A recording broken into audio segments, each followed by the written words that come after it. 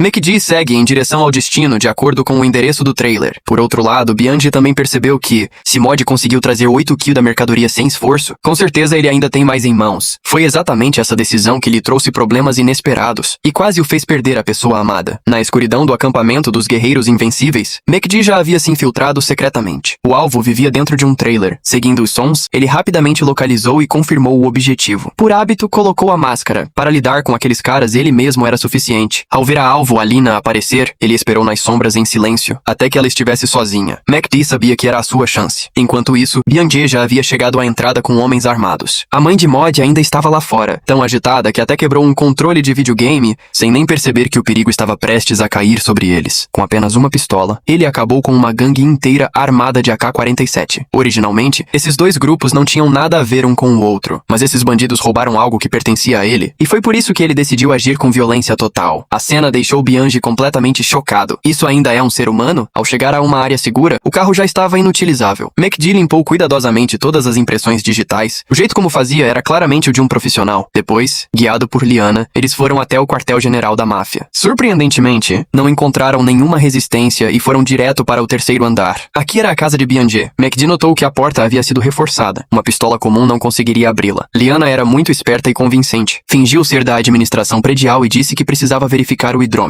A mulher que abriu a porta era, na verdade, a esposa de Bianchi. MacD suspeitava que o que procurava estava escondido ali. Ao entrar, viram um quarto e no chão uma criança. Para evitar que Bianchi voltasse de surpresa, Liana trancou a porta. MacD continuou adentrando e encontrou um depósito trancado. Ele foi muito cuidadoso. Usou uma roupa como silenciador para não assustar a criança nem chamar a atenção dos vizinhos. Dentro do cômodo havia um armário de ferro. Lá dentro estavam exatamente os 8 kg da mercadoria. Assim que começaram a embalar para levar, ouviram barulhos do lado de fora. Era Bianchi que tinha voltado. Com seus gritos, mais e mais bandidos se reuniram na entrada. A situação ficou complicada. Como iriam sair agora? Ao ver a criança, MacD teve uma ideia brilhante. A porta se abriu lentamente e MacD estava segurando o filho de Bianchi como refém. Os bandidos ficaram paralisados, sem ousar fazer nada. Eles obedeceram e largaram as armas, subindo as escadas conforme ordenado para abrir caminho. Os dois conseguiram fugir do prédio rapidamente. Bianchi imediatamente ordenou a perseguição. Já do lado de fora, mesmo sendo alvos, ninguém ousava atirar por medo de acertar a criança. Com tantos inimigos ao redor, MacD não teve escolha. Roubou o carro de uma senhora idosa e, rapidamente, deixou a criança em segurança em um local afastado. Seguiu-se uma perseguição eletrizante. Enfrentando dezenas de bandidos, eles desceriam as escadas em alta velocidade. Uma cena que lembra muito um filme de zumbis. Depois de muita luta, finalmente conseguiram escapar e chegar a um lugar seguro. Como de costume, ele apagou todos os vestígios. Usou extintor de incêndio para eliminar impressões digitais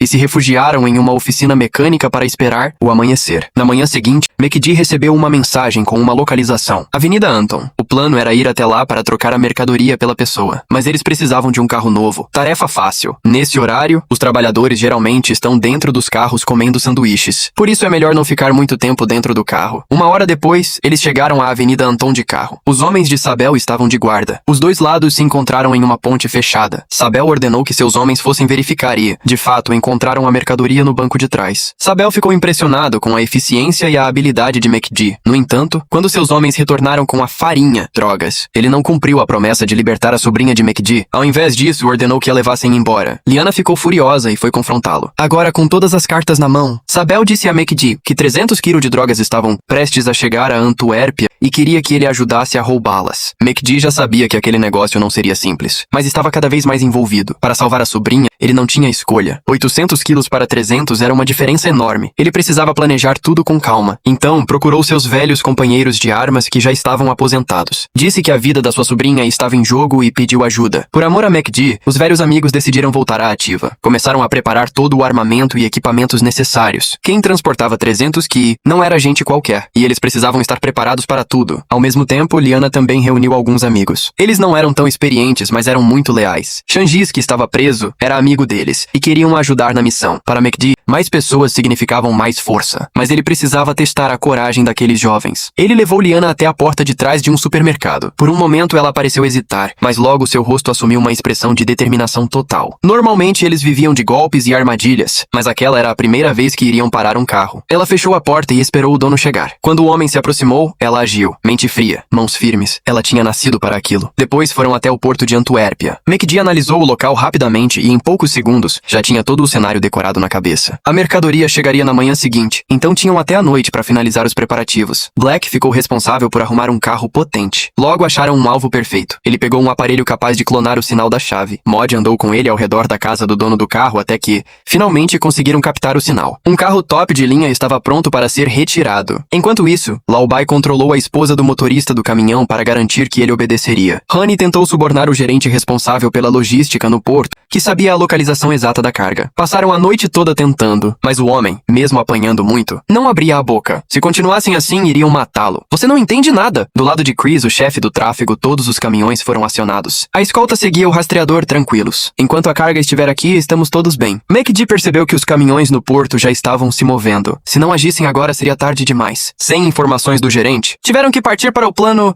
Liana pegou a foto do motorista e saiu à procura dele. Disfarçada, conseguiu entrar no porto e, depois de muito procurar, finalmente encontrou o homem. Ela tentou conversa, mas ele não quis colaborar. Então, Liana pegou uma pistola diretamente de um balde de gelo e apontou para ele. Os olhos do motorista encheram-se de medo e ele falou tudo. Controlar a família dele funcionava perfeitamente. Ele tinha que obedecer cegamente. Liana ordenou que ele seguisse a rota normal. Nos galpões próximos ao porto, toda a equipe já estava posicionada e pronta. O caminhão seguiu viagem e todos estavam em seus postos, determinados a concluir a operação no menor tempo possível. Chris viu o caminhão saindo e ordenou que a escolta o acompanhasse. Do outro lado, MacD já esperava com o caminhão roubado, motorizado. Na hora certa, ele pisou fundo no acelerador e bateu com força. Sem disparar um único tiro, incapacitaram a escolta inteira. Limparam rapidamente a cena e seguiram com o caminhão até o galpão combinado. Assim que o veículo entrou, Chris ordenou que cercassem o local. Mas quando abriram a carroceria, encontraram apenas brinquedos de pelúcia. O quê? Será que a informação estava errada? Desconfiados, abriram alguns dos ursos de pelúcia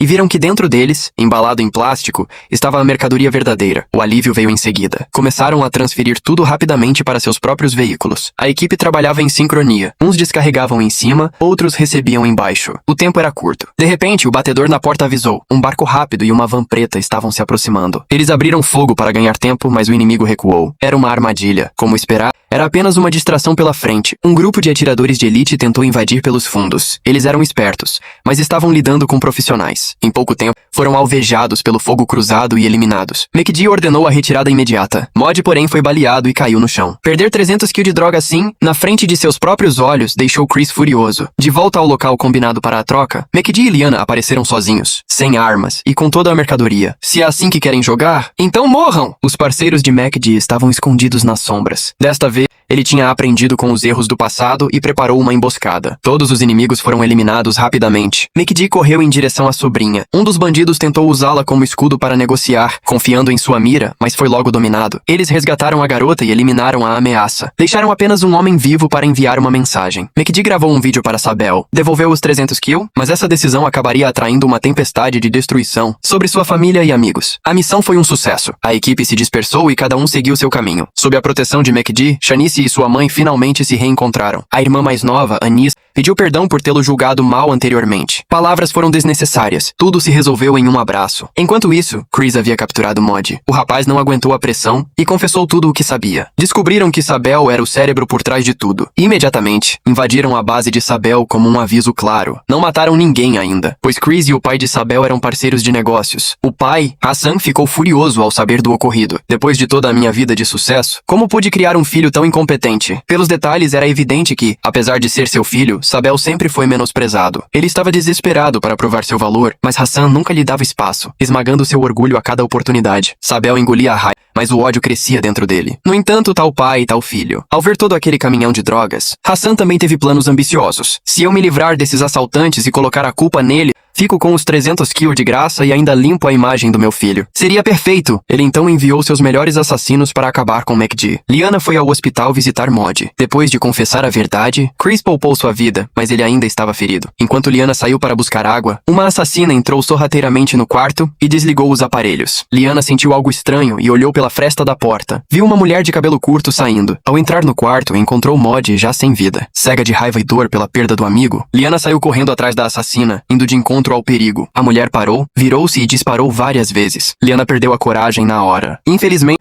2 enfermeiros que tentaram protegê-la foram alvejados e morreram. Ela fugiu desesperada, tremendo de medo, e se escondeu em um canto. No momento crítico, MacD chegou ao hospital também para visitar. Ele trocou tiros à distância com a assassina, ferindo-a e forçando-a a fugir. O caso estava fechado, mas a morte de Modi e dos funcionários deixou claro para MacD. Aquilo era uma limpeza de roda. Todos eles agora estavam com a vida por um fio. Ele ligou desesperadamente para a irmã Anissa para avisá-la para não voltar para casa, mas o telefone dela estava no silencioso. Era tarde demais. Quando Anissa e a filha chegaram em casa, a assassina já as tinha localizado. De moto, ela acelerou atrás delas. Com a agilidade da motocicleta, cortou o caminho e parou na frente do carro delas. A mulher desceu, confiante, e apontou a arma, mas é melhor não confiar tanto assim na sorte. Paralelamente, uma equipe da SWAT cercou a mansão de Hassan. Invadiram silenciosamente, pegando todos de surpresa. Hassan não entendia nada o que estava acontecendo. Do lado de fora, observando tudo através de binóculos, estava Sabel. Ele havia traído o próprio pai. Anos de humilhação e insultos finalmente vingados. Um ótimo filho, realmente. Mas a história não acabou por aí. Para garantir a segurança da irmã e da sobrinha, MacD conseguiu passaportes falsos e planejou colocá-las em um voo para fora do país em 2 dias. Pouco depois, recebeu uma ligação de uma mulher chamada Sofia, sobrinha de Hassan. Ela sabia de tudo o que tinha acontecido e também sabia sobre os passaportes. Fugir não resolve nada, disse ela. A única solução é acabar com a raiz de todos os problemas. Vendo uma chance de proteger sua família de uma vez por todas, MacD marcou um encontro com Sofia naquela mesma noite. Ela lhe contou o que havia acontecido com Hassan